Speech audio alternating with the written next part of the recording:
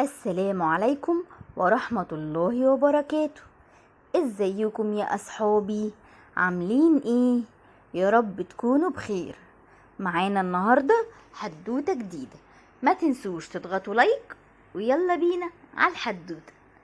كان يا مكان يا سادة يا كرام، ما يحلى الكلام إلا بذكر النبي عليه الصلاة والسلام. كان في غابة كبيرة فيها حيوانات جميلة جدا، كلهم بيحبوا بعض وطيبين وبيلعبوا مع بعض دايما. كان كل يوم كل الحيوانات الصغيرين مع بعض بيتجمعوا، يقعدوا يتكلموا ويحكوا حكايات، وكمان بيتعلموا. بيقابلهم المعلم بتاعهم أستاذ سلحوف عند النهر كل يوم، بيقعد معاهم ويعلمهم عن حاجات كتيرة هيحتاجوها وقت اللزوم. وما بين الحيوانات دي كان في دبة باندا اسمها سيرة، كانت بتحب كل أصحابها وبتقعد معاهم، لطيفة وهادية، وكلهم كانوا بيحبوها لأنها ما كانتش بتضايق حد أبدا. ولما حد منهم بيحتاج حاجة سيرة كانت بتساعده دايما.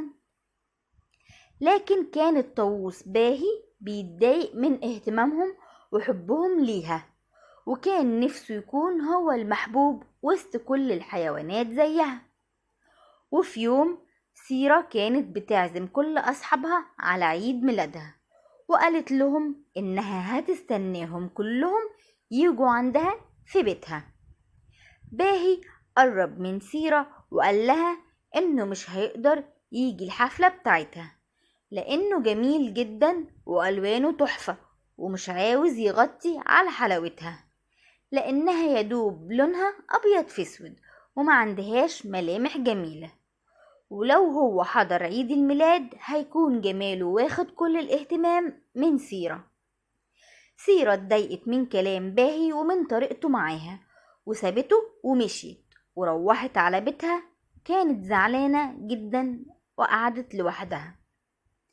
أستاذ سلحوف كان واقف وسمع كلام باهي وراح قال له إن كلامه ده مش لطيف، وكان قصده إنه يضايقها، وقال له إنه غلطان لأنه بيتباهى بجماله وما كانش متواضع، وكمان اتريق على شكل سيرة وخلاها حزينة وحاسة بوجع، وإن ربنا مش بيخلق أبدا أي حد أو حاجة مش جميلة. كل مخلوقات ربنا اللي موجودة في كل مكان عندها حاجة مميزة، وإن مش معنى إن ألوانه جميلة يكون شخص محبوب، بالعكس أخلاقه وشخصيته هي اللي هتخليه مرغوب. باهي اتكسف من كلامه وحس قد إيه هو كان فعلا غلطان، وقرر يروح يصالح سيرة ويعتذر لها على كلامه وإنه ندمان. وراح فعلا اعتذر لسيرة وهي قبلت منه اعتذاره بسرعة، واتفقوا يكونوا أصحاب، أهم حاجة يكون أخلاقه لطيفة.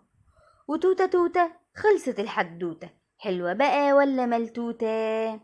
لو عجبتكم الحدوتة اضغطوا اللايك الجميل، وما تنسوش يا أصحابي تعملولي فولو، واستنوني في حدوتة جديدة كل يوم، وكمان هستنى رأيكم في الكومنتات. تصبحوا على خير.